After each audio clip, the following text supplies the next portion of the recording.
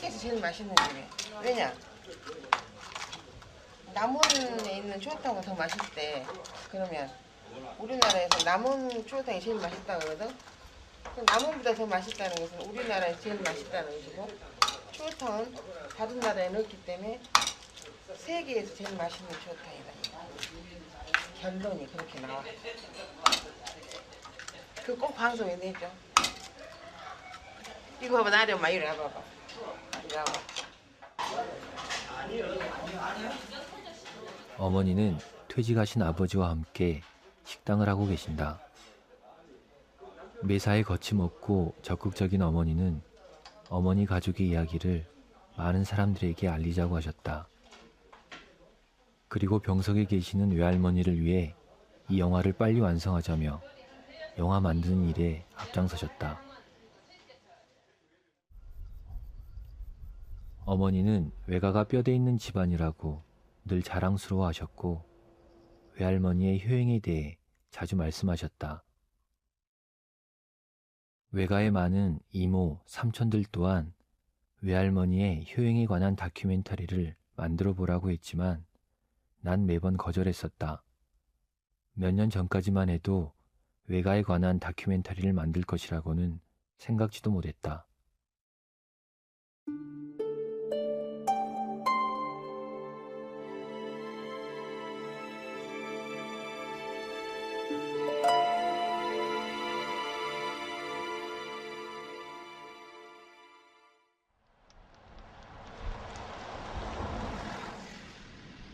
외가 마을은 작은 길 하나를 사이에 두고 윗동네 상대, 외갓집에 있는 중대, 그리고 풍동, 이렇게 세 마을로 나뉘어져 있다. 상대와 중대는 애부터 양반 동네였으며 하대라고 불렸던 풍동은 상민 동네였다고 한다.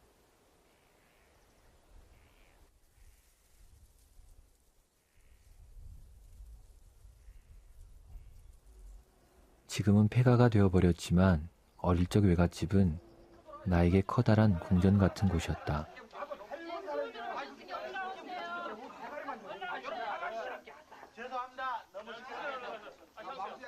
예쁘게 찍어주시오.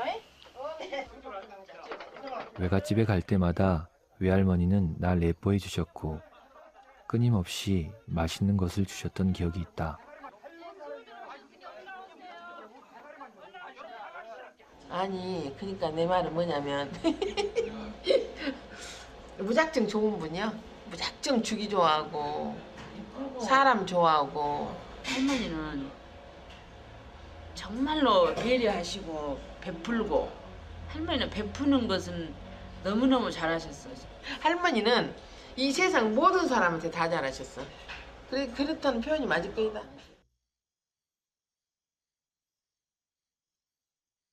부잣집 셋째 딸로 태어난 외할머니는 훈장 선생님이셨던 아버지 덕에 한학을 배우셨으며 글쓰기와 책 읽기를 좋아하셨다. 오래전에 찍은 막내 이모 결혼식 비디오에서 외할머니의 젊은 시절 모습을 볼 수 있었다. 손님들을 대접하기 위해 분주히 움직이시는 모습은 내가 기억하는 따뜻한 외할머니의 모습 그대로였다. 난 외할머니를 무척 좋아했지만 외갓집에 가는 것은 그리 좋아하지 않았다. 외할머니 옆집에 살았던 작은 외할아버지 때문이었다. 이상한 냄새가 나고 항상 뭔가를 중얼거리시는 작은 외할아버지가 나는 무척이나 무서웠다. 그래서인지 몇 해 전 작은 외할아버지가 돌아가셨다는 소식을 들었을 때에도 별다른 감정을 느끼지 못했다.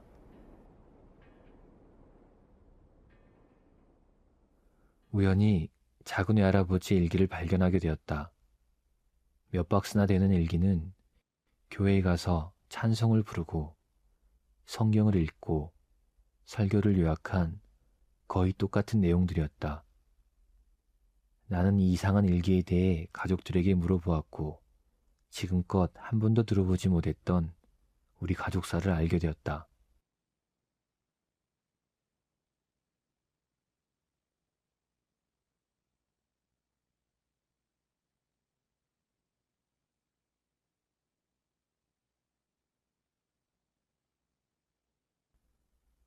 일제시대에 독립운동을 하셨던 외할아버지는 당시의 다른 젊은이들처럼 좌익사상을 받아들이고 공산주의자가 되었다. 해방 후에도 정치 집회를 열고 경찰지서를 습격하는 등 외할아버지는 새로운 사회 건설을 위해 노력했다.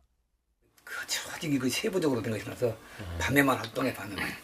그리고 저녁에 이제 그 등불 떠놓고 세소라 써서 띠라 같은 거 써서 이제 연락을 하고 그렇게 연락을 써서 집회를 하고 말이에요. 봉화를 띄고 산에다 봉화를 올리고. 그래가지고 이제 6.25 전쟁이 나서 이제 할아버지는 부여선 거예요. 뭐 들으셨냐면은 농민회장으로 시름한 농민회장. 무상몰수 무상분배요. 그 자본주의 자본 가든 친일파 놈들 보니까 투색을 하니까 별게 다 나와. 아주 기름품도 나오고 설탕 그때 교했거든. 설탕 같은 것도 그런 사람들은 먹고 살고 있더라고.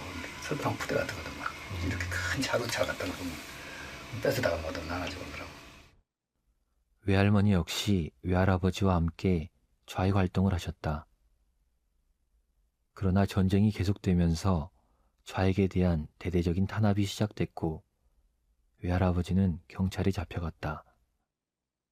이후 외할머니는 좌익과 관계된 모든 활동을 중단하고 가족들을 돌보는 데 힘쓰셨다. 잡혀가셨지. 그것도 다시 공산 지선인데 거기서부터 공이 시작된 거란 말이잖아.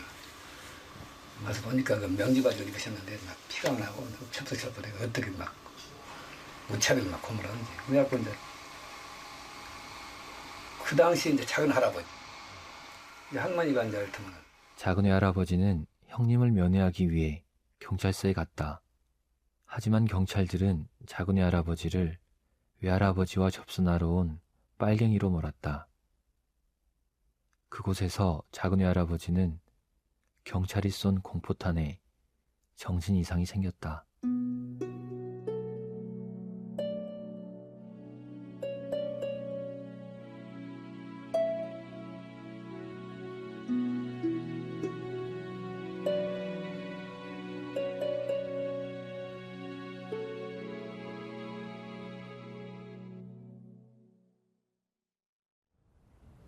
한국전쟁을 전후로 양반 동네였던 상대와 중대 마을에는 좌익 사상이, 상민 동네였던 풍동에는 우익 사상이 자리 잡았다. 상대와 중대 마을에서는 지식인들을 중심으로 좌익 사상을 받아들였고, 풍동은 100여 년 전 평등 사상을 외치며 자리 잡았던 교회의 영향으로 우익의 성향을 가지게 되었을 것이다. 상대와 중대 마을에는 빨치산 활동을 하던 분들이 많았으며 지금도 그때를 기억하고 계셨다.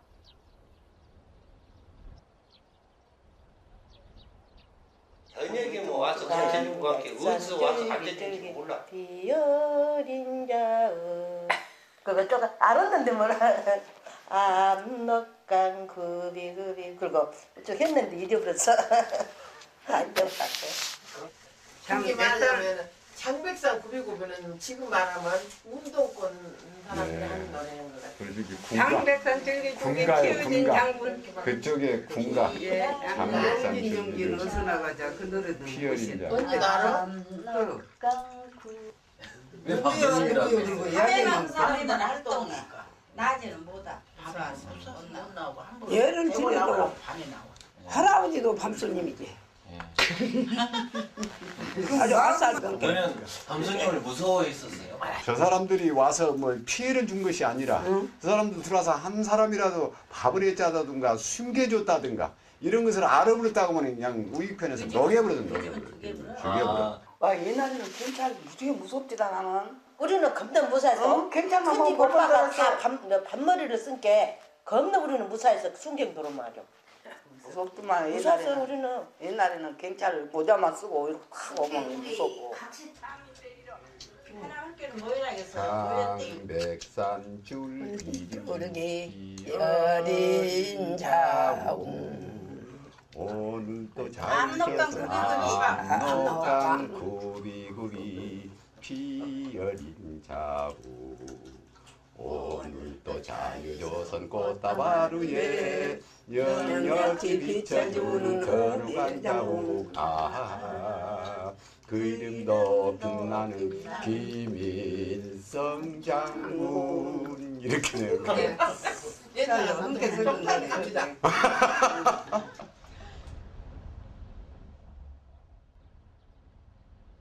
상대, 중대와는 달리 주로 우익 활동을 했던 풍동마을 어르신들은 그때를 어떻게 기억하고 계시는지 궁금해졌다. 빨치산이네 그때 들으셨을 거 아니에요. 그러면 어떤 뭐 이게 멀리하거나 적대감을 갖거나 이러셨어요 그때 당시에? 여기는 그 사람들하고 아주 멀었었어. 그때는 우리 대한민국 거기서였어. 최봉생이가 우리 그래갖고 저 대박 대를 막았지. 인민은 못하게 인민은 못해. 인민이 우리 중소에는 다 진짜 못했어. 그때 이제 저희 외할아버지가 농민회장이라는 걸 하셨다고. 맞아. 그러면은 좀 관계가 안 좋으셨겠네요. 이제 인공의 농민회장이었고. 그래서 연금이가 걸렸다는 게 그때 연금이라고. 자네 애 하나? 나보다 한 살 더 먹었어. 풍동의 어르신들은 좌익들에 의한 피해만을 기억하고 계셨다. 수고되고 막 그시하고 비어있다가 하면은 막 죽어버린디. 그냥 코스보다 그냥 가능한 조용하니까. 그래갖고 내가 경찰 가정이 이제 뭐 우익 식구들이 하면 대창으로 막 찌개서 죽이고 막 그러고 이제 낚싯대하고 경찰이나 이제 한 사람들 유득이 경찰한테 무조건 우리 고향은 지그 아버지가 지그 아들을 죽였어요. 그런 수가 많이. 너무나 여기 사람들이 우익편에서 잔인했어.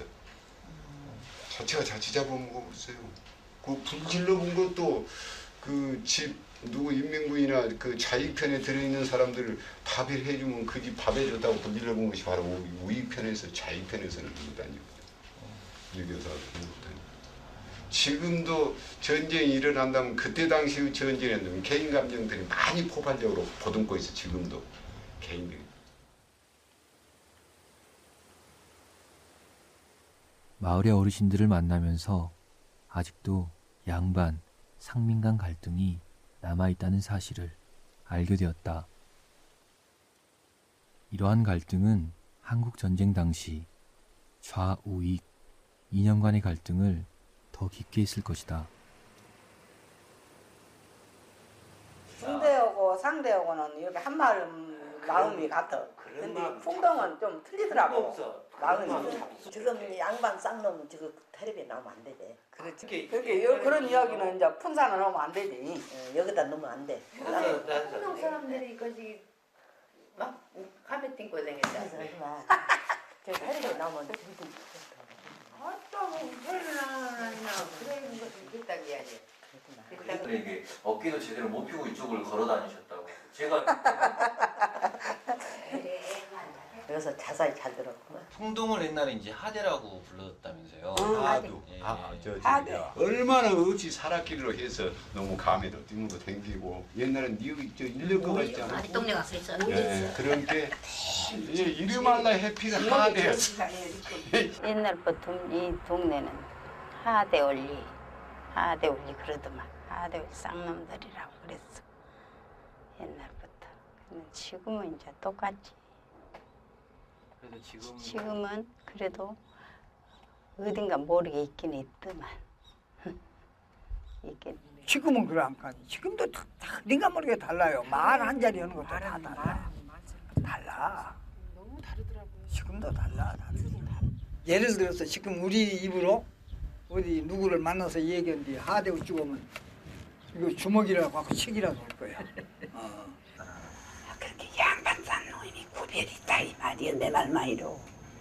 양반 쌍놈이 큰일 나지. 양반 쌍놈이 구별이 되신 게 상대, 중대, 하대인 게 풍동이라고 질 때는 오지거냐.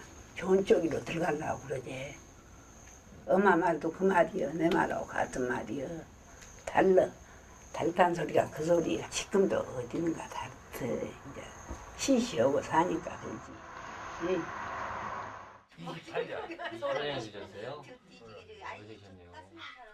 풍동마을 어른들 역시 상중대에 대한 감정은 좋지 않았다. 어디 가서 이제 조카가 이제 그 알고 싶은 것을 말하자면 이제 그 양반 동네하고 이제 하대를 하겠으니까 이제 언짢게 생각하지 마셔요.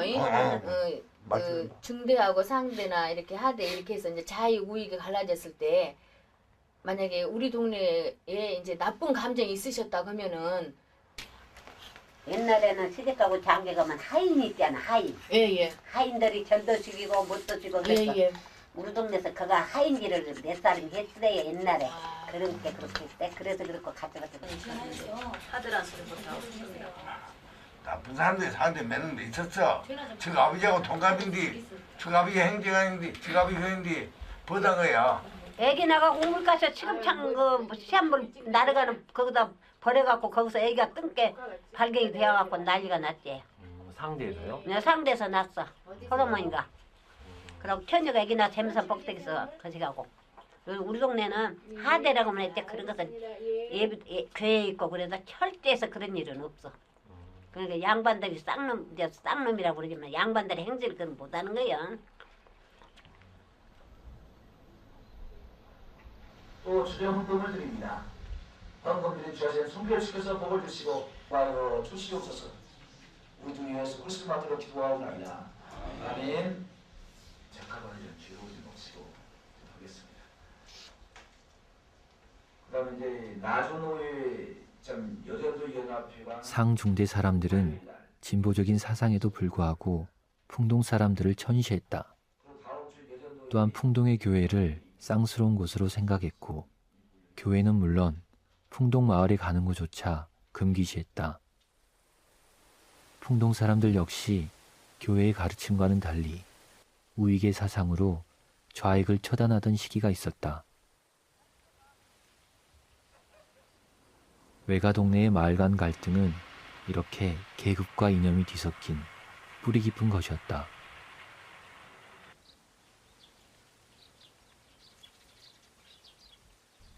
신문에서 인정받은 내가 아, 저는 저기 나종대 씨, 나종만 씨 얼굴이 적합. 비슷하다고 예. 그래서 이거 확실히 밝혀보려고 그 추접한 얘기는 할 필요가 없고 추접한 얘기는 하면은 무장 들어야 된단 말씀이세요.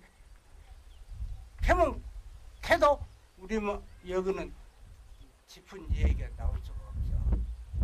그런데 그것을 우리가 어떻게 해서 짚은 이야기를 잘 들었다 해주고 종살이와 같이 이렇게 막 끄집어다 부려먹는다.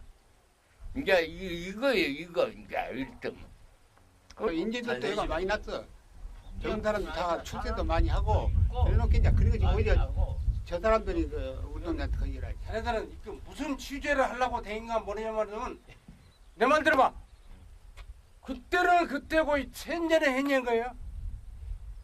저런 것들은 우리마을 사람들하고는 똑 거기다 밝혀 비교할 수가 없어. 다른 없는가? 멘치를 버릇이 그런 것만 해 퍼먹는 그런 인간들이야. 다른 없는가? 또 취재해 올라가. 앞자리 말해 우리 이제. 지금 쓸데없어. 지금 단골이 되었건 벽쟁이 되었건 지금 벽정보다 하수에. 아이고 야 그것도 그때는 좋은 일을 방송도 또 이렇게 좋게 나오고 있게 우리 마을에. 알겠습니다.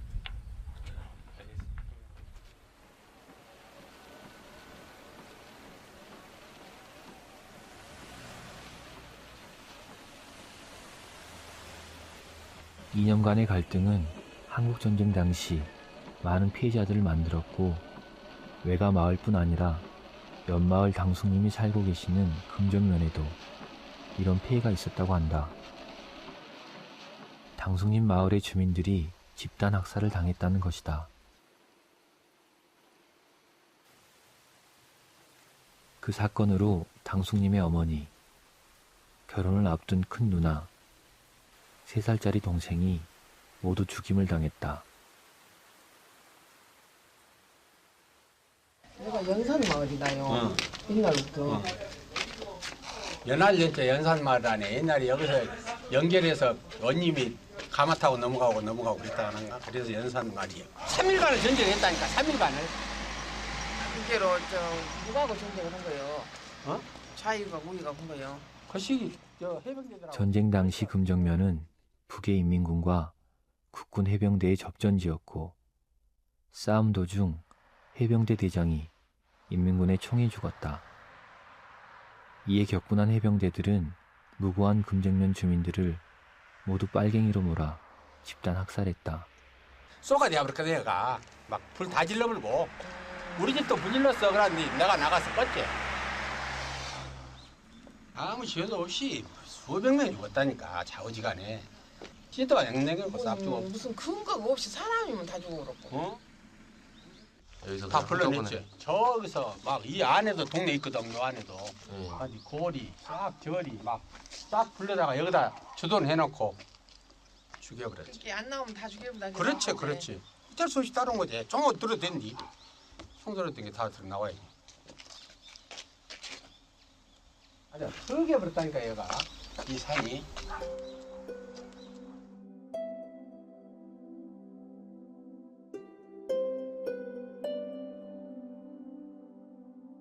큰 누나가 애기 데리고 있는데 큰 누나하고 애기하고 데려다가 여기다 요 도로공사를 쌓아서 죽여버리고 그래도 그때까지 전익에도 총을 안 맞았어. 그 동시 섣달에도 총 안 맞고 애기가 누나가 돌아가신 누나가 이렇게 좁은 통 안에 그냥 못 나오고 빠지면 못 나오고 죽었지. 소리가 우는 소리가 났다며. 났지. 그럼 어찌 안 데리러 갔을까?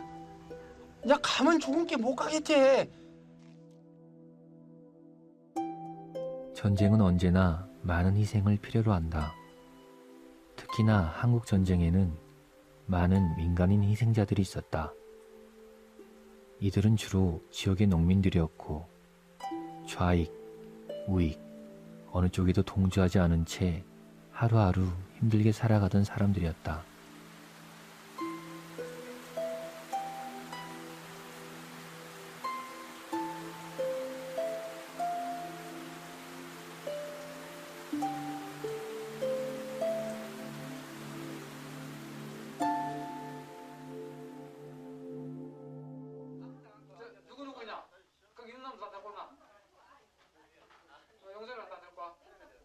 어머니를 따라다니면서 나는 외가의 가족사를 하나둘씩 알게 되었고 그 중심에 외할머니가 계시다는 사실을 알게 되었다.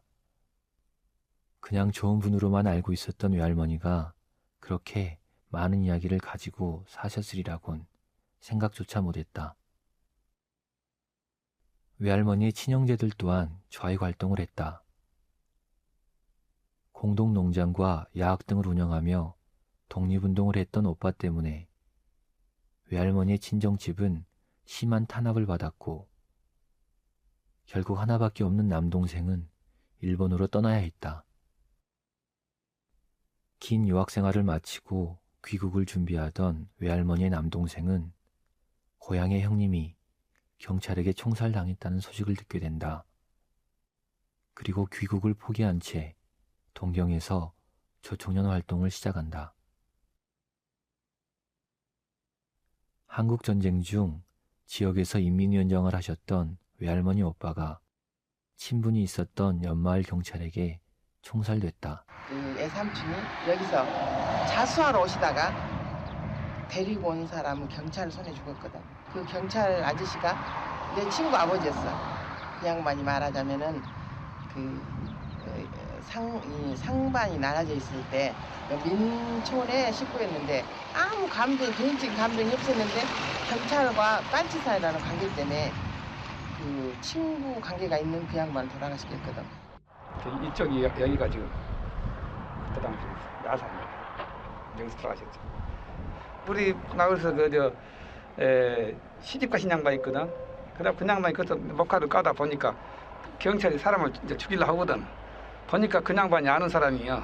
우리 예숙이란 말이에요. 큰 예숙이요. 그러니까 보고는 이제 총을 쏴서 돌아가시니까 놀래가지고 집으로 바로 와서 연락을 했다 그 말이야. 그 양반이. 그래가지고 이제 연락해서 이제 그 양반 돌아가신 줄 알았지. 쏘신 분이 누구셨다고? 아니냐. 또 같은 형사가 둘이 갔다 가더라고. 그러니까 요 막 넘어가게 되면 거시기요. 소대지고 거시기 그때 그 당시 지사가 있었어. 그래서 바로 자수 다 와서 돌아가신 거예요. 자수로 갔다가. 다 와서 진짜로. 그러니까 억울하다 그 말이지. 외할머니는 친하게 지냈던 풍동마을의 경찰에게 자수하러 가는 오빠를 부탁했다. 하지만 외할머니의 오빠는 경찰서에 도착하기도 전에 총살당했다. 자수하러 가는 사람을, 그것도 믿고 부탁했던 사람이 꼭 그렇게까지 해야 했을까?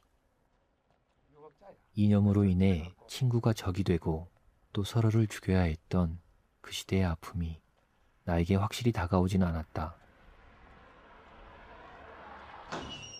안녕하세요. 예, 안녕하세요. 예.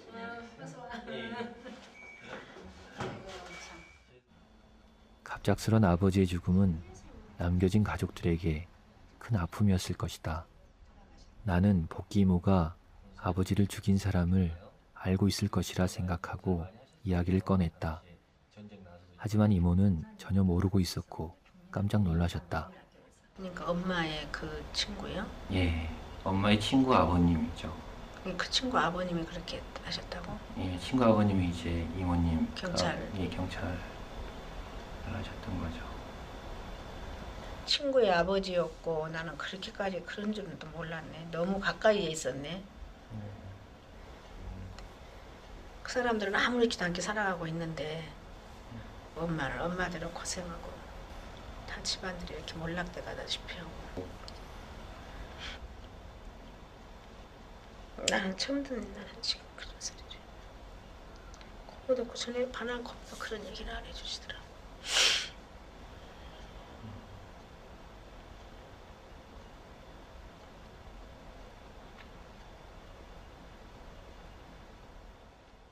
복귀 이모뿐 아니라 풍동마을 이웃들도 그 일을 전혀 모르고 있었다.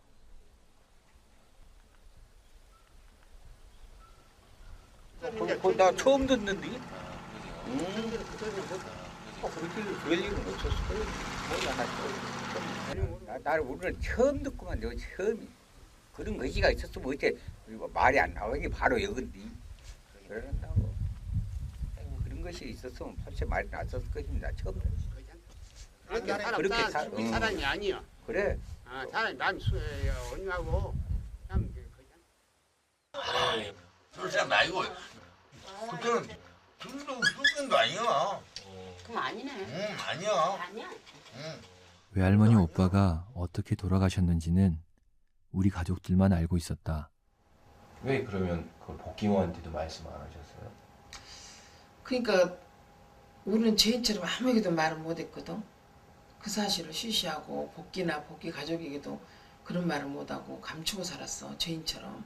근데 또 모르네. 엄마도 모르실 거야. 본인만 알 뿐이지. 그렇게 아무도 모르게 쉬쉬하고 살았어.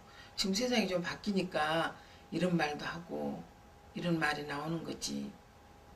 그전에는 너무나 무섭고 그래서 죄인처럼 정말 감추고 살았어. 그런 사실. 친하게 지냈던 사람에게 오빠를 잃은 외할머니는 큰 배신감을 느끼셨을 것이다. 또한 일상 속에서 그분의 가족들을 만나면서도 아무 말도 못한 채 슬픔과 고통의 시간을 보내셨을 것이다. 어머니 가족과 대대로 친하게 지냈고 특히 외할머니와 그 집 할머니는 형님 동생 하던 친한 사이였다고 한다.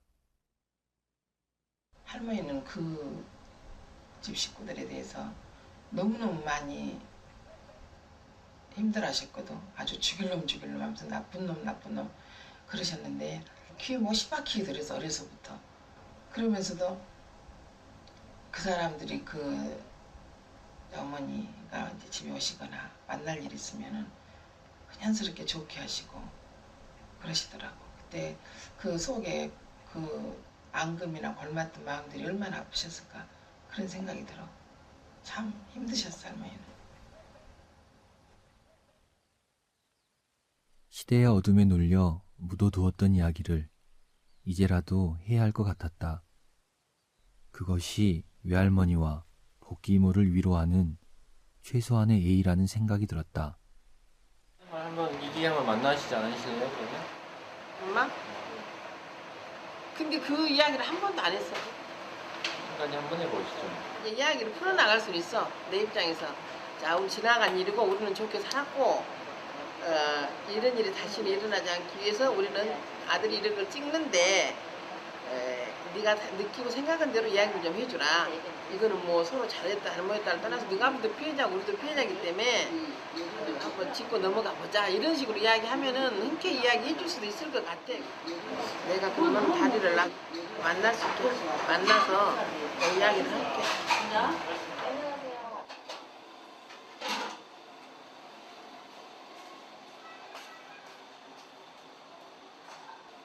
어머니가 갑자기 생각을 바꾸셨다. 아무리 생각해도 근데 그 말은 못 할 것 같아. 그 아버지도 그냥 보통 돌아가신 게 아니고 그냥 아버지를 자살하셨거든. 그 양반도 어떻게 보면 피해자인 거예요. 이런저런 괴로움 때문에 젊은 나이에 가셔버렸어. 그러고 보면은 그 양반도 피해자다 그 말이지.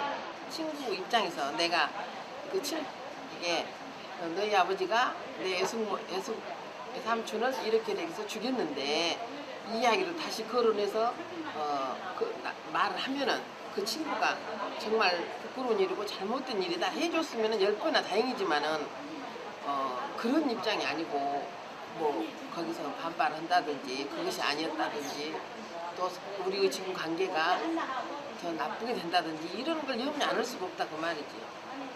생각나서 울었다네. 소리 나게 울고 안 걷었다 그래 지금. 어머니의 곤란함을 알 것도 같았다. 하지만 외할머니와 복기 이모가 늦게라도 위로를 받아야 한다는 사실에는 변함이 없었다. 어머니께 무슨 말을 만나달라고 계속해서 부탁했다.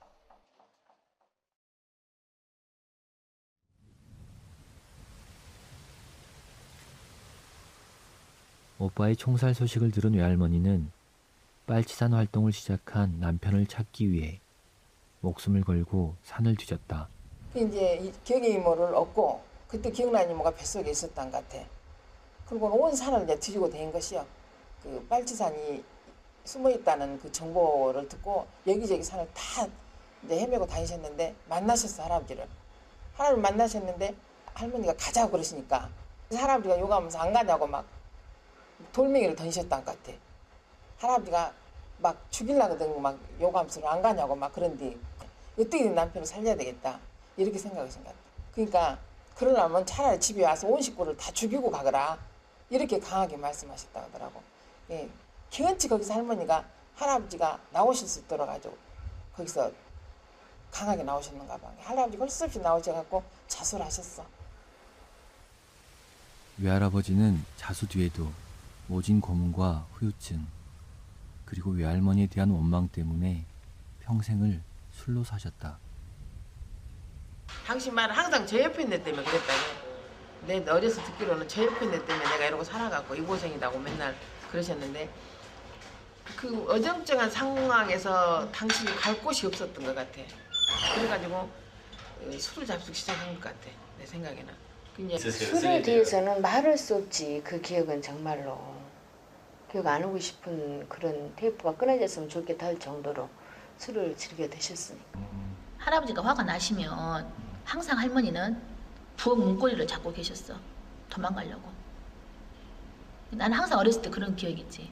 할머니 막 머리채 잡아가지고 막 벽에다가 할머니를 막 이렇게 찍고 막 화가 나시면 술 드시면. 할머니가 고생을 많이 하셨지. 그래서 근데 그 와중에 할머니가 너무 고통스러운 거예요. 이제. 우리도 아버지가 안 계셨으면 할 정도였으니까. 할아버지도 한때는 맨 전말로 하더만 뭔 아버지가 안 계셨으면 쓰겠다고. 난 정말 그랬어. 이거 죄스러운 말이지만 그 대단히 누구한테도 내가 말 안 하는 비밀이기는 해. 근데 이제 이 양이 이렇게 말을 하니까 다른 사람을 괴롭힌 게 아니라 할머니를 괴롭혀. 그러면은 뭐 차라리 안 계셨으면 저 어머니가 더 편하지 않을까 이런 생각을 했었다고. 사랑기에서 못 살겠어.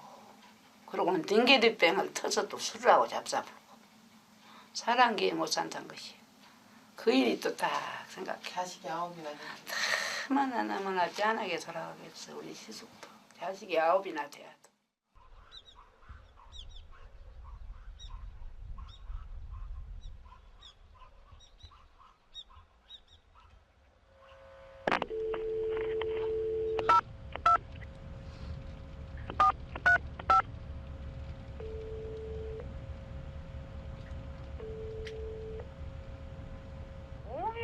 나 경순이요, 경이 언니 경순이. 알지. 언니 목소리가 틀리다. 그래? 응? 아이 지금 그 권사님이라며. 응. 아이고 내가 얘 경수이는 몰라. 아이 근데 별일 없는가? 별일 없지. 느닷없는 전화제. 뭐 다름이 아니고 전화번호 혹시 안 가? 알지. 몸에 큰가? 잘 산단가?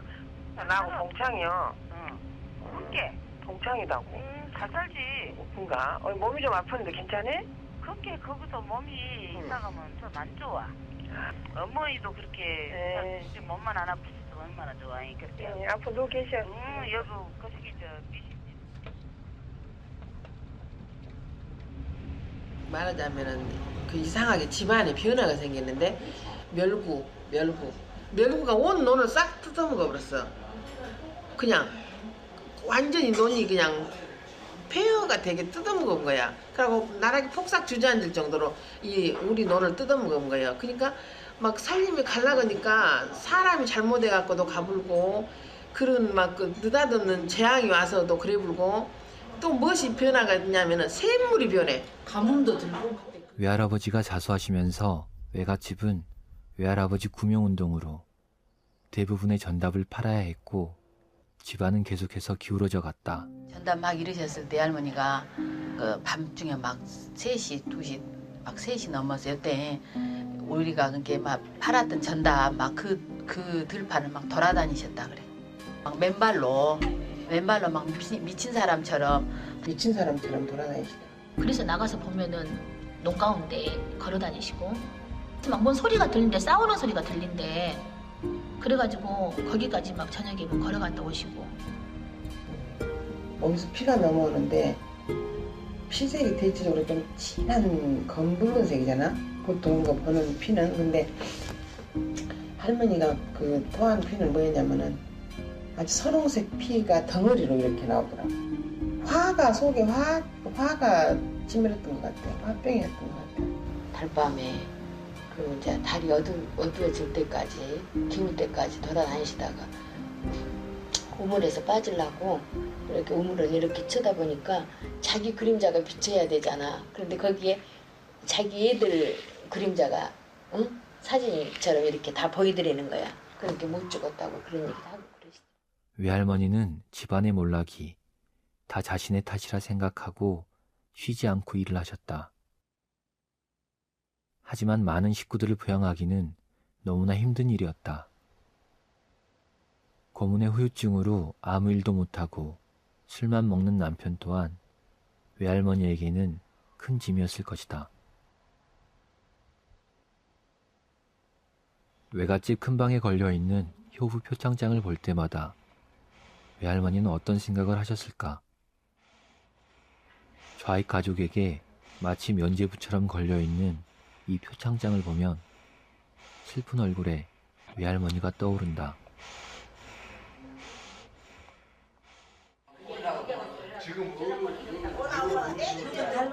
아이 같이 먹자 이러나.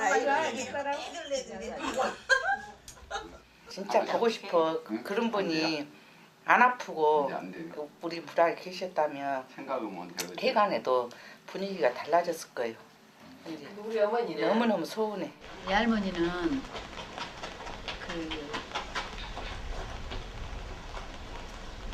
눈물 나오려겠다.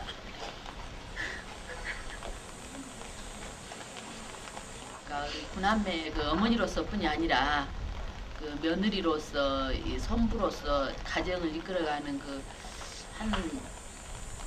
한 사람의 여인으로서 그 역할이 그 어느 남자 못지않게 훌륭하셨다고 이제 그렇게 생각을 하지.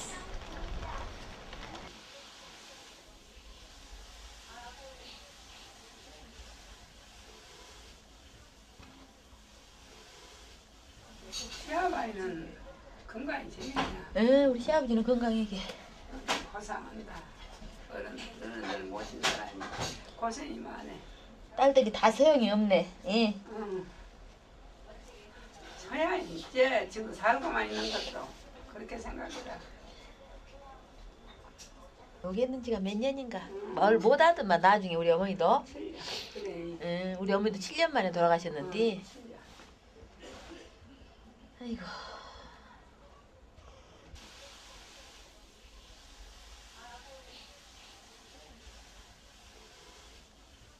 가리가 나도 어디가 있다. 줘봤자 쓸데없어. 이것도 다 비워야겠네. 응? 이것도 비워. 아니요, 이것은 낳고 크면 질 거면 안 비워. 외할머니는 남편 때문에 시작된 작은 외할아버지의 고통을 다 자기 짐이라 생각하고 평생 작은 집 식구들을 돌보기 위해 애쓰셨다. 형님하고는 둘도 모르게 살고 아주 더 좋게 살 수가 없어. 꼭 친정 엄니만이도 그렇고 좋아 죽겠어. 내가 시집은 성님이 뭔 일도 성님 외부값이 내가 얼른 해버려. 그러면 당신이 것도 내가 아까비 얼른 해버리고 형님은 개밥 주고 돼지밥 주면 항상 지는 내가 지는 거예요. 그러고 살았어. 말도 못하게 좋고 어머니 같더라니까. 그래가지고 하지만 작은 외할머니는 정신 이상이 생긴 작은 외할아버지와 함께 남은 인생을 고통 속에서 살아야 했다. 지금도 가만히 생각해보면 어째 내가 이 90년 새끼가 나도 모르겠다. 내가 그래 살고도 또 고난 받은 것도 장아버지한테 말로는 할 수 없어. 미련은 차도 아주 못 살겠어. 가심치고 상당히 이제 날카롭고 어떻게 나쁘게 표현하면 뭐 짐승 같은 그런 어떤 행동도 많이 하시고 그랬는데 포마드 기름 단정하게 우리 아까는 우리 닭다슴이 단정하게 하고 다니셨잖아. 항상 뭐에 쫓기시는 것 같은 그런 느낌이 들었어. 어떤 의심을 전화를 받아가지고 잘못됐을 때 영어로 나오는 그런 성경 이야기하면은 그냥 벌벌벌 떠셨어요. 자전거 이렇게 따릉따릉 하잖아. 이제 뭐 딸랑딸랑 하는 거. 그 소리만 들어도 공포에 질리셔갖고 혈행이 온다고 일본 것을 싫어한 게 절대. 근데 붉은 것이라고만 직사인 게 피해에 대한 그 공포 때문이지. 인공기가 좀 빨간색이잖아. 그러다 보니까 거기에 대한 그때 그 피해. 빨간색을 싫어하셔가지고 카네이션도 빨간색을 못 드렸어. 그래서 내가 항상 흰 걸로 접어가지고 하얀 장미를 꼭 카네이션을 선물했었어. 사태에 물러가라고 막 춤받고. 왜 사탄아 물러가라 그래? 사람한테만 춤을 빽빽 받고 물찍 흘고 말도 못해. 가래춤을 저 가래춤을 나 밭어 나를 방에다 앉혀놓고 그래갖고 퇴 사람을 못하게 우리 집을 누가 사람을 뭐 이런 거 못하. 난 말로는 안 나왔어. 다 잊어온 거 그러고 아주 그때 쟤는 또 오지고만 한 권에 제기라고 해서 간다 엄마가. 그렇고 어쩌고 했죠. 비우는 거. 우처증 같은 것이 있지 않으셨나 그런 생각이 들었다. 때렸어 막. 앵기면 때린 게 이제 피해돼 이제. 몸에 쫓아다닐 때도 아주 간이 벌레벌레 오고. 낙보다도 뭐 칼 비슷한 걸로 어떻게 하도 칼로 주실라고. 죽일라게 하지 마. 막 칼 갖고 덤벙거리는 게 무섭더만. 기태에선 순경이 있다고 하면서 목매도 달았거든. 목매 달아갖고 있대요. 그때 죽었어 거의 다.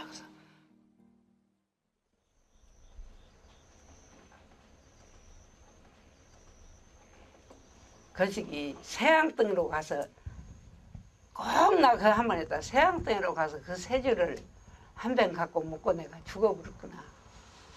노약을 갖고 우리 곡간을 가서 한번 죽어버렸구나.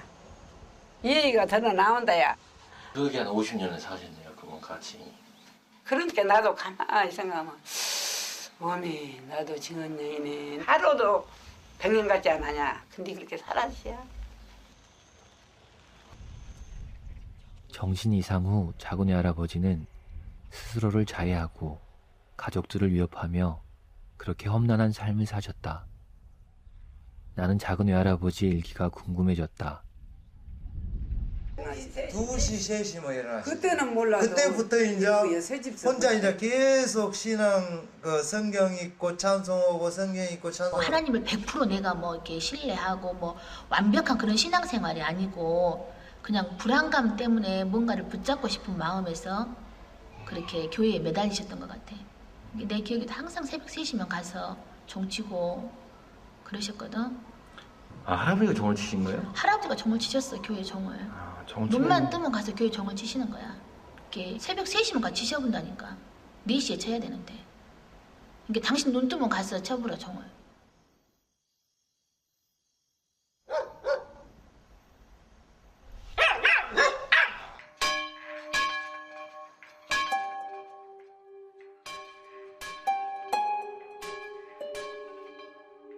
교회 종을 치고 있는 작은 외할아버지와 같은 시간 팔아버린 논밭을 정신없이 뛰어다니셨을 외할머니를 상상해봤다. 가슴이 먹먹했다.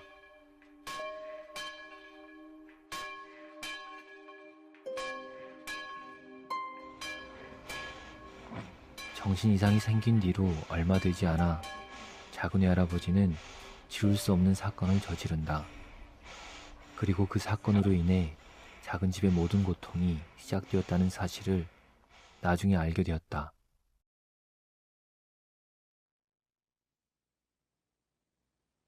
집안이 기울면서 이모, 외삼촌들은 모두들 힘들게 공부하거나 또는 공부를 그만두고 돈을 벌어야 했다.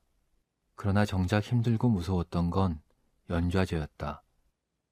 좌익 가족들을 무조건 빨갱이로 몰아 사회의 공적으로 만들었던 연좌제로 인해 가족들은 피해를 입었다. 학교 선생님이셨던 큰외삼촌은 박정희 정권 당시 교직에서 물러난 후 다른 직장을 구하지 못하고 고향에 내려와 지금까지 농사를 지으며 살고 계신다. 근데 그게 좀 영향이 있었던 건가요? 당연히 있었겠죠. 영향은 얼마나 있을 거냐?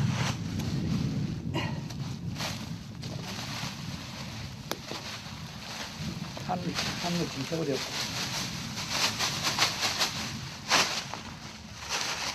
이게 지금도 그 이따 가면 색감놀이 나오잖아. 네.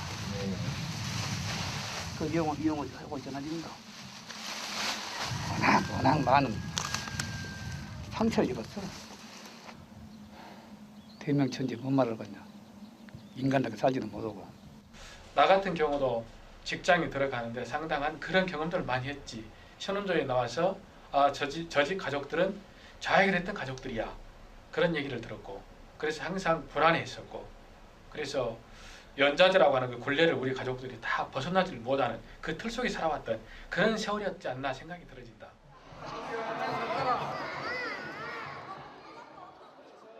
없어졌다고 생각하는 연좌제는 여전히 계속되고 있다. 최근 결혼한 사촌 여동생은 외할아버지의 좌익 경력으로 혼사가 깨진 적이 있었다. 그래서 이번에 영경이가 기무사 직원하고 결혼 말이 오고 갔었거든. 근데 그런 사상 저해를 하더라고. 그래서 내가 얘기했어, 솔직하게. 네 할아버지가 자기가 하셨다. 기무사에 조사를 한 거예요, 그러면? 그런 걸 해요? 안 돼. 해서 안 된대, 결혼이. 배우자는 안 돼. 우리가 가져도. 그래서? 지금도 그래. 네가 이제 뭐 이거 다큐멘터리 하니까 그 관계가 있으니 말하지. 그러면은 굳이 뭐 말할 필요도 없었고 사실 자랑스러운 것도 아니고. 세상이 가까워졌지. 옛날 이런 말 감히 하겠냐? 응. 그리고 네가 지금 카메라 들고 감히 나대겠냐? 응. 그러네. 연좌제의 세월만큼 가족들의 피해의식도 뿌리 깊게 남아 있었다. 하지 말 한마다. 할머니 이제는 우리가 이제 말을 해야 될 때요, 할머니. 아니 빨라 하지 마. 할머니 저를 한번 믿어주세요. 아니 빨라야 너무. 아유 하지 말이야. 아직은. 사진 그만 찍어야. 예. 아직은 몰라. 일로 안 돼. 지금도 이 병가 끊어고 한다 그러고 몰아서 죄인으로 잡으면 지금 뭐 그러는데 벌써. 또 웃겨버렸지라.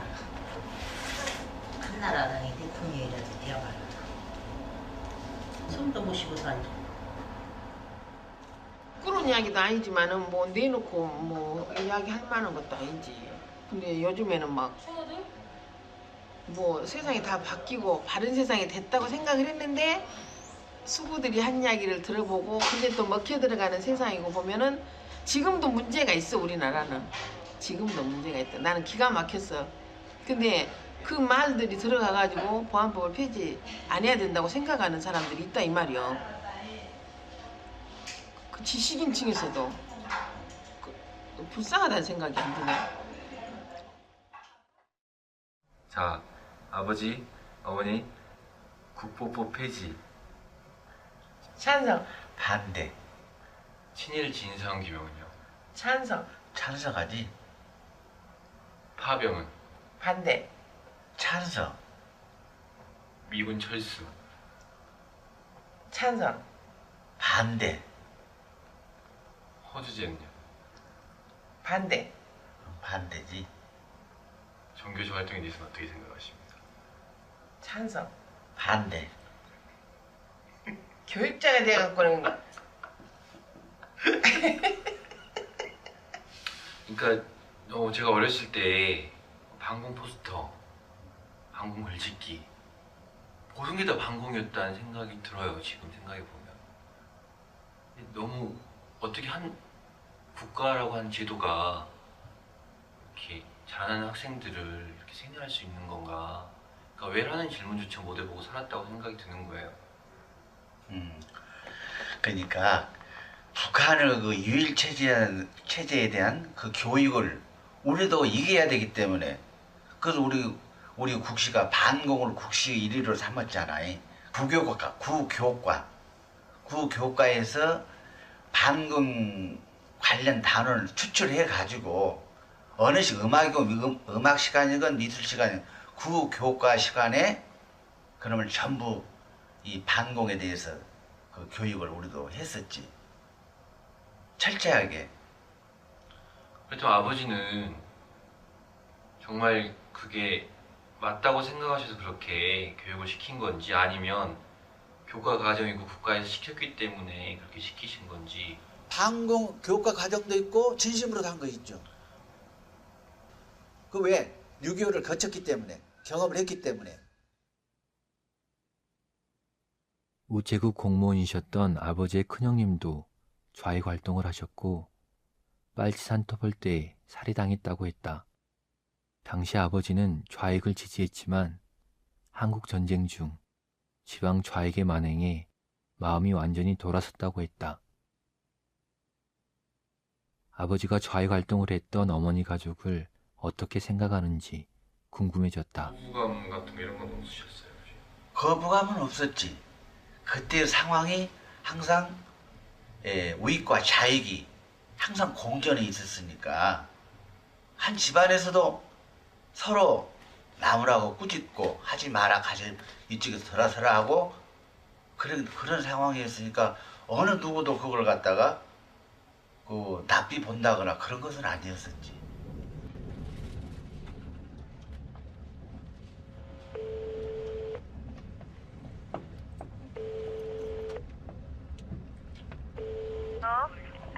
누구냐? 누구냐? 밤늦게 미안하다. 아니, 아야. 뭐냐. 아까 전화했더니 없더라. 나 경순이요. 경순이? 응. 웬일이냐, 네가? 이 밤중에. 이 밤중이나 아니라. 서울 왔냐? 서울 왔냐? 아니, 여기는 우리 집에 강주. 강주야? 응. 그런데 우리 아들이 그 다큐멘터리 영화 찍는 감독이요. 근데 우리 이제 가정사를 좀 찍다 보니까 네가하고 관계가 좀 있는 것 같아. 우리하고? 응. 우리 집하고. 그런다고 너하고 같이 인터뷰하는 과정을 좀 찍고 싶다고 그런다고. 나 실패하라고요. 언제쯤 내가 서울 올라가면 전화할게. 그래. 들어가자. 또 전화하고. 그래. 응.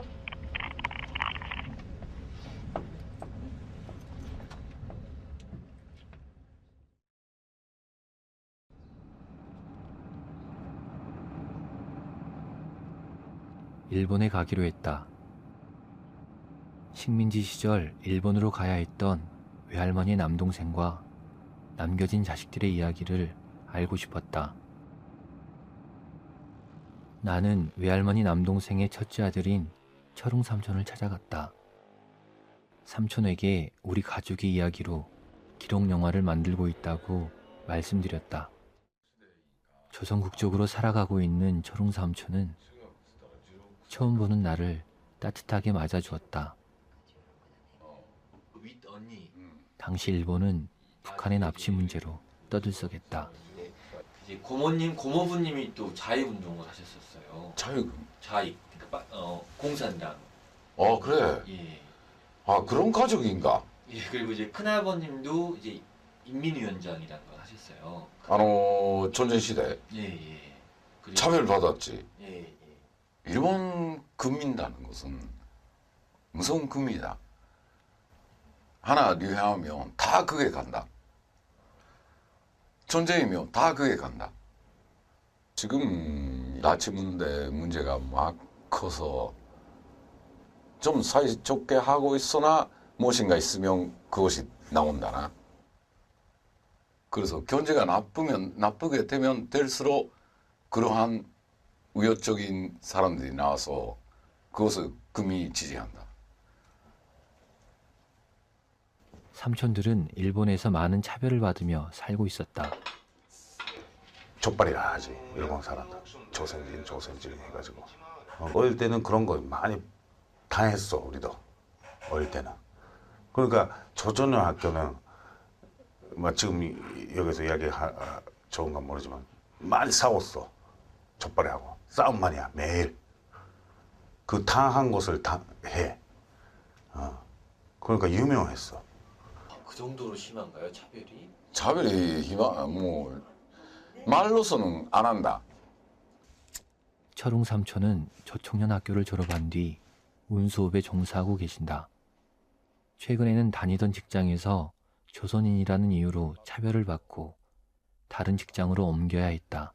나도 그러한 것은 몇 번이나 생각했어. 그쪽이 일본 사람이면 생활도 다르고 좋은 생활도 하고 할 수 있는데 이것만은 어떻게 해서도 안 된다나. 조청년계 제일동포 구정성묘단 700여 명이 그리던 고국에 왔습니다. 모국 땅을 밟은 이들은 지난 75년 이래 모국의 발전상을 직접 보고 간 동포들로부터 조국의 참모습을 전해 듣고 찾아온 제일동포 2세 젊은이들이 많았습니다. 1979년 외할머니 남동생이 한국을 찾았다. 당시 북한과 체제 경쟁을 벌이던 남한 정부는 일본의 조총련들에게 일시적으로 입국을 허가했다. 이들을 이용해 대대적인 체제 홍보를 하기 위함이었다. 대부분 남한 출신이면서도 이념적으로 북을 지지했던 조총련들은 이러한 상황을 알면서도 고국 방문을 결심했다. 수십 년간 이별한 가족들과 고향 땅에 대한 그리움 때문이었을 것이다. 외할머니 남동생도 조심스럽게 이 대열에 합류했다. 일제 식민지의 탄압을 피해 일본 본토로 와야 했던 외할머니 남동생은 고향 땅의 형님이 경찰에 총살되었다는 소식을 듣고 귀국을 포기했다. 이후 조청년 활동을 시작했고 수십 년이 지난 후 청년 간부의 신분으로 귀국했다. 결국은 동경 지부장을 하셨지. 조청년계열의 동경 지부장. 그래서 한국 정부하고 협상을 할 때 예삼촌이 조건을 걸었어. 뭐냐면 내가 한국에 가는 거 어느 기관이나 언론에 노출시키지 말고 조용히 내 고향만 방문하고 다시 올 수 있도록 해달라 해서 정부하고 협의를 해가지고 최종적으로 한국에 됐다고 그러는데, 공항 트랩에서 내리는 순간에 대대적인 보도를 해버린 거야. 방송국에서, 그 다음에 지상 전파와 그 다음에 지면을 통해서 대대적인 그 보도를 해버렸지. 그 조청년 동경 지부장 전향하다 해가지고. 그래서 이제 한국이 떠들썩하고 난리가 났어. 그러게 해서 이제 민당으로 가입을 했는갑지. 고향에 오시려고. 그래서 관광으로 해서 와 오셨어. 그래갖고 막 한강에서 나를 열고 오신 게 내가 눈에 보인 게 내가 쫓아가서 38년 만에 오빠를 만났거든. 그러니까 얼마나 반가운 건게 내가 쫓아가서 틀어잡고 그 사진이 나왔잖아. 울고 부르고 막 함께.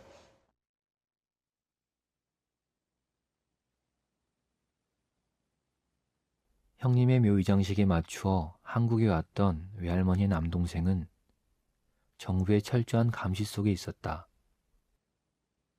38년 만에 만난 가족들과 짧은 시간을 보낸 후 외할머니의 남동생은 쫓기듯이 일본으로 돌아갔다. 이것이 처음이자 마지막 한국 방문이 되었다.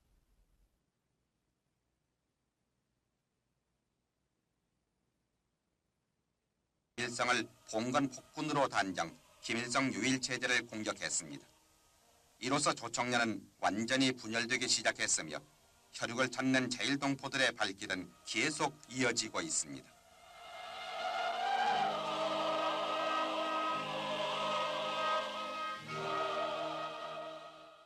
그렇게 해가지고 이제 그분이 결국은 한국을 돌아왔다. 일본에 가서 조총련 계열에서 잘리고 재산 몰수 당하고 부인하고 이혼 당하고 그 가족들은 싹 떠나버렸어. 삼촌 곁을. 그때부터 이 양반이 이제 쇠락의 길 걸으셨던 것 같아. 고생 많이 했던 게 그래갖고 일본 얘가 안 나왔으면 그 고생 안 할 것인데 얘가 잘못해갖고 나오라고 해갖고. 할머니가 나오라고 하셨어요 그때? 전화로 나오라고 얘기했지. 그래?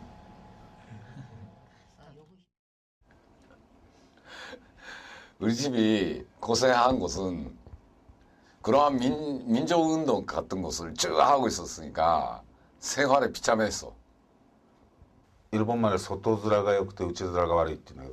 바깥에서는 참 좋은 얼굴 해. 집안에서는 안 해 그런 거.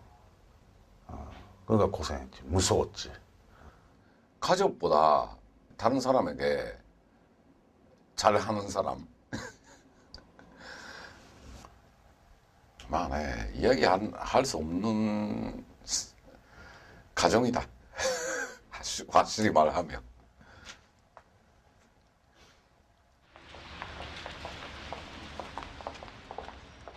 삼촌들은 조총련 활동으로 어머니와 자신들에게 무관심했던 아버지를 여전히 원망하고 있었다.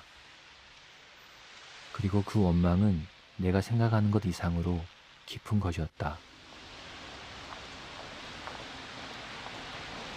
할아버지 시대 때 일제 시대 때 일본으로 이렇게 일제 시대 懐かしいわ 일제 시대そういう 일제 시대 때 데려왔으니까.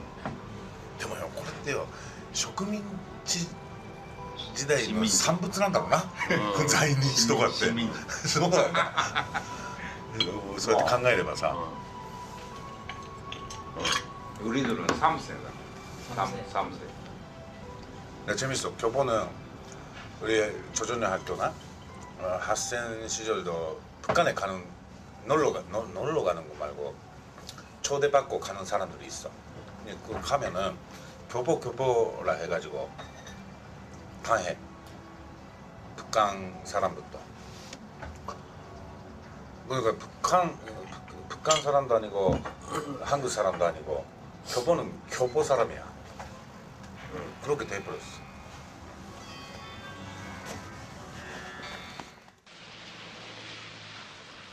(1970년대) 일본 땅에서는 조총련들의 귀국 사업이 활발했다.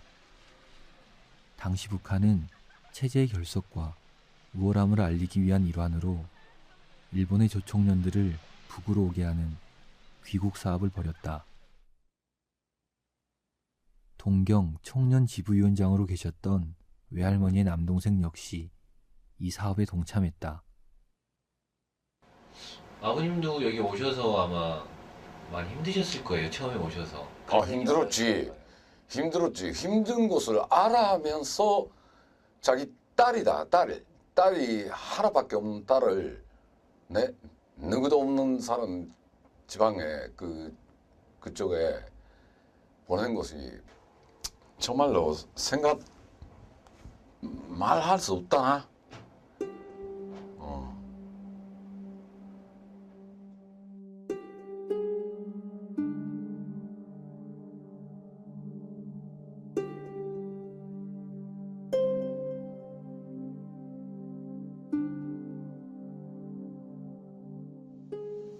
네, 많은 노력했다고 그쪽에서 아무 짐작도 없이 그래서 이사가 되고 자기가 병 났지만 나 병에 걸려서 죽을 뻔했지. 홀로 북에 건너가 의대를 졸업한 히미모는 병에 걸려서 의사활동을 못하고 있다고 한다. 사실 멀게만 느껴졌던 북한에 이모가 살고 있다는 이야기를 들었을 때 나는 적지 않은 충격을 받았었다. 그러나 히미모를 통해 외할머니 남동생에게 조금 더 가까이 갈 수 있을 것 같았다. 철웅 삼촌은 하나밖에 없는 여동생을 북으로 보낸 아버지에 대한 미움이 깊이 남아 있었다. 삼촌은 북의 동생을 위해 아직까지 조선 국적을 고집하며 자신의 힘든 생활 중에도 동생의 뒷바라지에 전념하고 있다. 지금 자기가 17살 때 미국 땅에 와서 고생하고 그것을 생각하면 절대로 보내지 않잖아. 야, 나는 그것을 용서할 수 있어.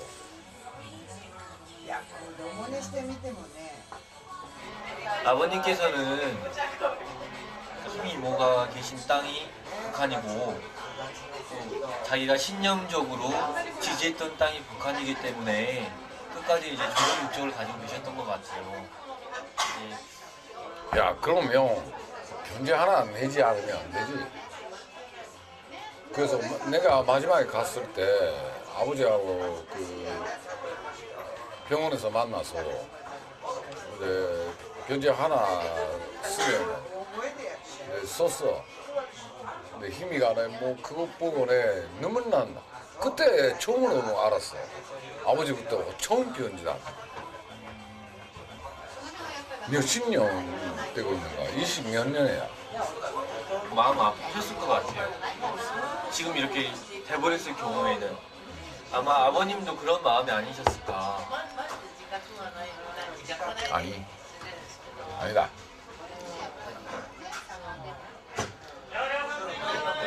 요신에 우리 가족이 이렇게 되어 있는 것은 아버지의 책임이에요.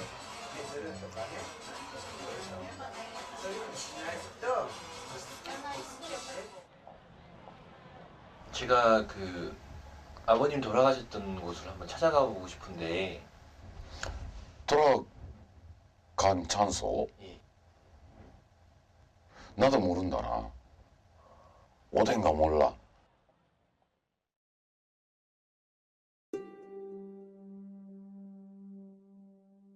어린 나이에 홀로 일본 땅에 건너와 온갖 차별을 받으며 살아왔을 외할머니의 남동생은 북으로 보낸 딸을 한 번도 만나보지 못하고 또 자식들에게도 외면당한 채 인생의 말년을 술로 사셨다.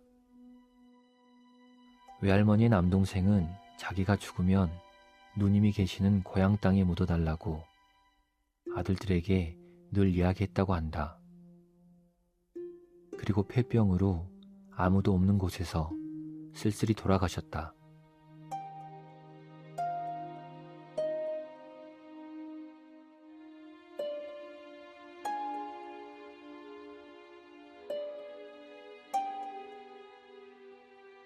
오빠가 죽었을 때, 그리고 남편이 죽었을 때처럼 외할머니는 남동생의 죽음을 묵묵히 받아들이셔야 했다.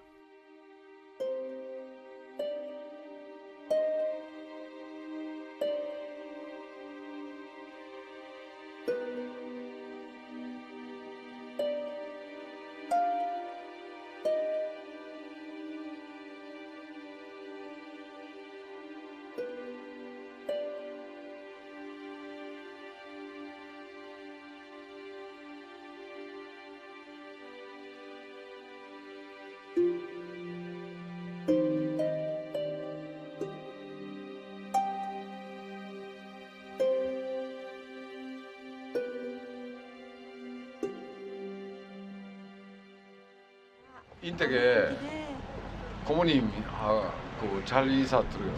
알겠습니다. 고모님이 좀 편찮으시긴 한데 빨리 뵐 수 있는 시간이 됐으면 좋겠어요, 삼촌. 날이 네. 먹었어.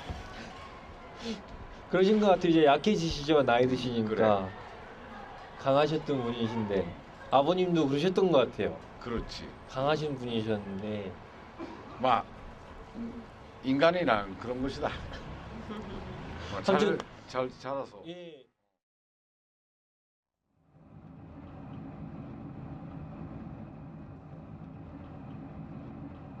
그러니까 나 잘한다. 좋아하는데. 우리나라 발두강산 반반곡곡에 구경 가자. 전라도에 들어가니 면사는 지리산이요 명강은 연산간이요 에헤에헤여 올시구나 좋다 졸시구나 좋아 명승 찾아서 유랑 가자. 나 이 노래 참 좋아. 철웅 삼촌은 언젠가는 꼭 북에 있는 히미모와 함께 아버지의 고향 땅에 오겠노라 말씀하셨다. 나는 철웅 삼촌이 히미모를 자주 볼 수 있게 되기를 빌었다.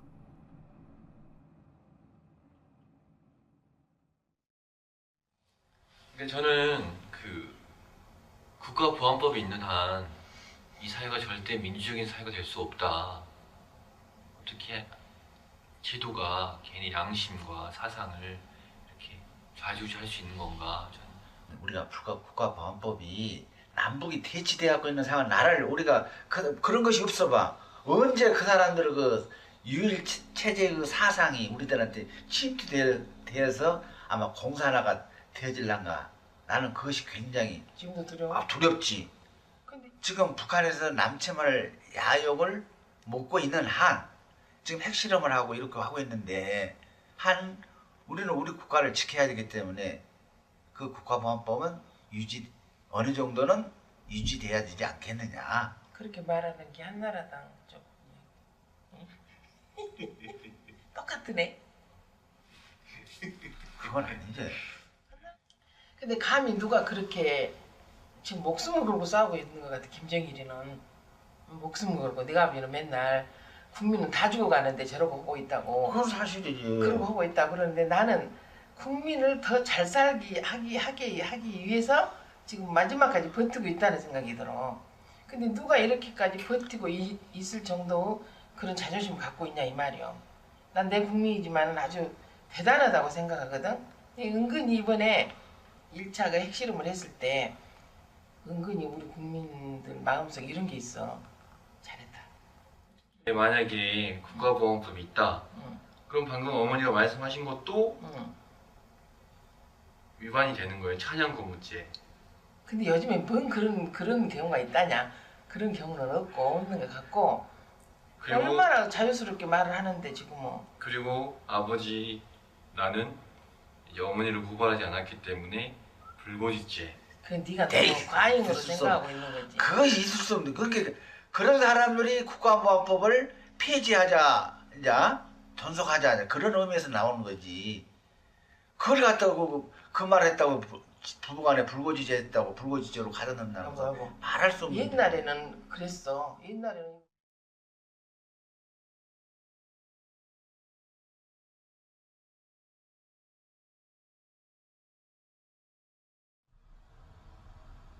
정말 만나야 되겠냐?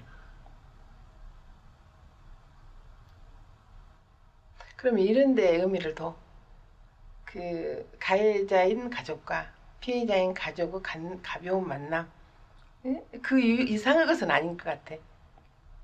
우리 세대에서는. 새삼스러운 이야기. 그러면 평소에나 지금까지 친구인 내가 지그를 그런 감정으로 생각하고 살았다는 걸 생각하면 저도 끔찍할 거야. 그러지 않겠냐? 그래서 난 될 수 있으면 안 만나고 싶어. 이런 문제 가지고는. 솔직한 말이야. 사실 나도 갈수록 확신이 서지 않았다. 지금 나의 행동이 또 다른 상처와 아픔을 만들 거라는 가족들의 말이 나를 주저하게 만들었다. 그런데 내 아버지가 그렇게 돌아가셨다면 어땠을까?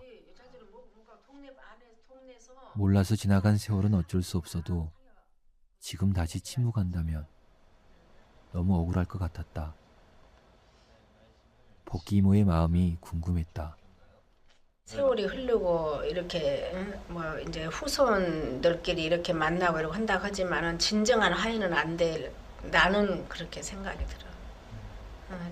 지금으로 봐서는 이제 엄마는 애숙이니까 그렇지만은 나로에서는 내가 아버지기 때문에 그렇게 물론 만나고 이러고 하는 것은 한다 할지라도 이게 내 마음에서 용서가 안 되고 그 아버지를 잃고 그렇게 일평생을 살아왔는데 그 사람들이 쉽게 그렇게 용서가 되지는 않은 것 같아요. 그 자식들은 죄가 없지만은 또 그 양반들은 감추고 싶지 그래 않을까? 그런 좀 불미스러운 과거라고 생각하지 않겠어? 편한 이제 그 사람들 이런 말하게 되면 우리가 좀 상처받고 우리가 그런 말하면 그쪽이 상처받고 그런 것이 그런 게 지금은 다 잊혀져가는 세월이 그만큼 지났는데 자꾸 들춰내서 했으면 서로 간에 이제 더 아픈 상처만 나타나죠. 가족들은 아줌마를 찾아가는 것에 대해 많은 걱정을 했고 어머니 또한 계속 망설이셨다.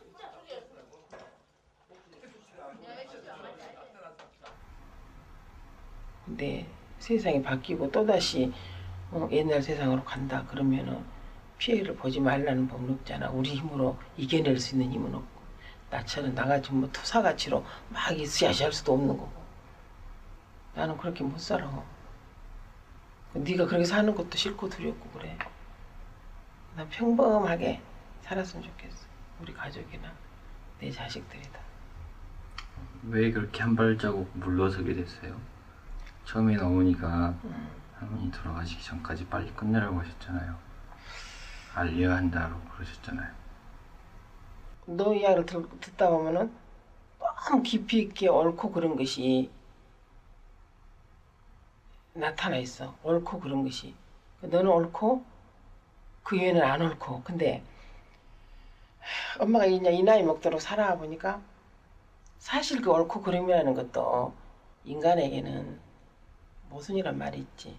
인간 자체가 옳다 그러다 말할 수조차도 없어. 그렇게 생긴 것이 인간인 것 같아.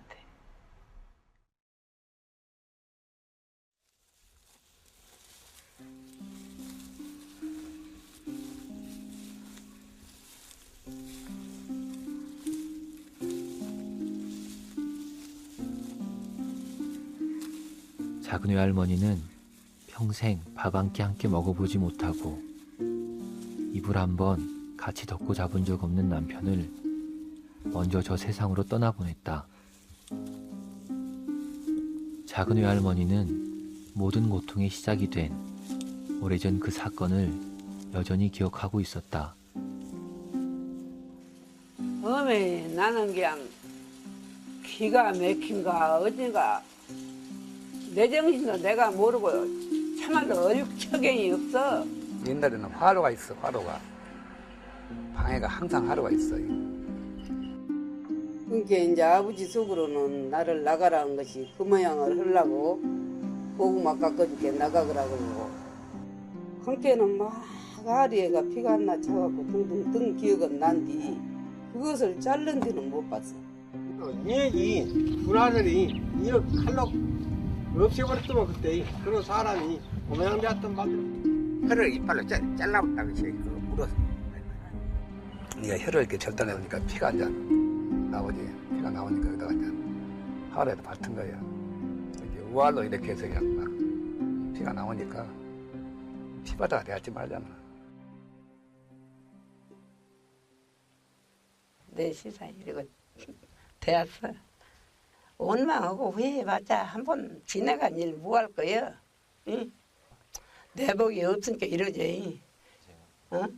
내 인생 하나만 희생해불면 만사가 태평이다 하고 살았다니까 100가지로 마음을 먹었다가 진심이다. 진심이라는 소리다. 내 마음에 있으니까 이렇게 나온다. 그래도 내 속에 있는 말이 제대로 다 나오지가 않아.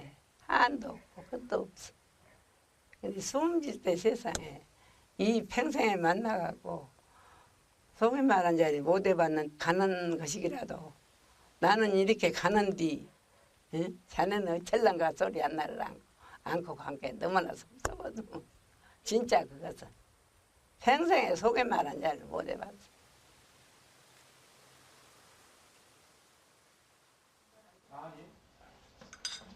뭐 가니까 잘해주고 그러는데 못 산다고 연락이 막 해. 예, 형님 들고 어머니가 지금 이동하셔요. 그래서 이제 식구들 다 모였어. 예. 예.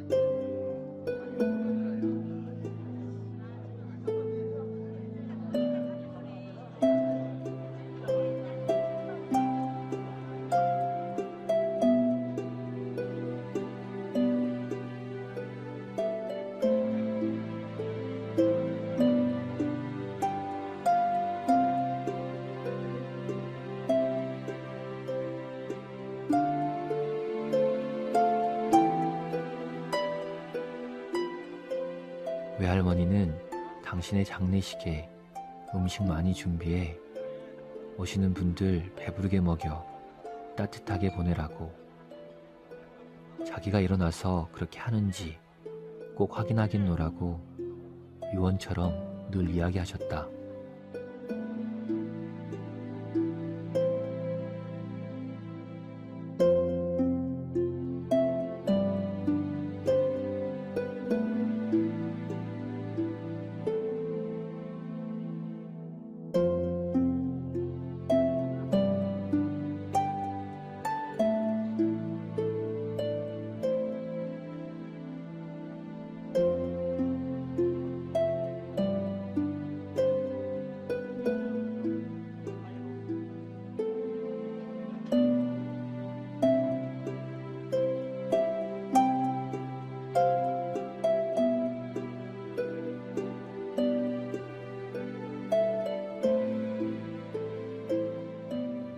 하늘에서 눈이 내렸다.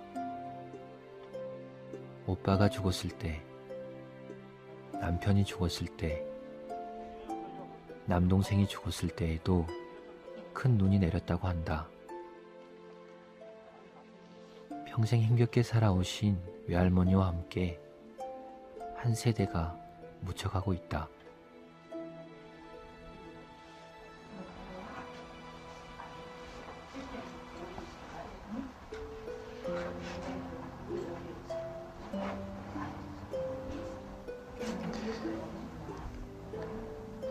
할머니, 고생하셨어요.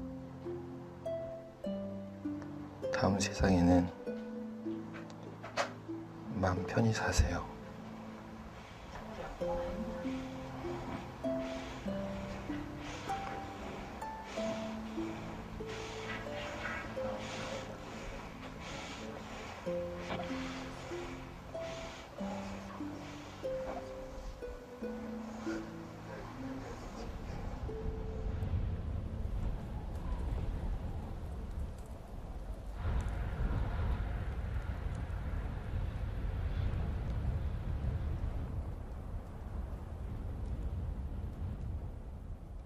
몇 가정을 제외하고 여전히 상대 중대분들은 풍동에 있는 교회에는 나오지 않으신다. 여느 시골 마을처럼 외가 마을은 여전히 평온해 보이고 어르신들은 잘 지내시는 것처럼 보인다. 이 땅에는 이렇게 깊은 사연을 품은 마을들이 또 얼마나 많을까. 시간이 지나면 사람들 마음의 앙금은 사라질 수 있을까? 그분들이 진정으로 화해하는 날은 언제쯤일까? 영화를 찍는 동안 스스로에게 수도 없이 물었고 그 답을 찾고 싶었다.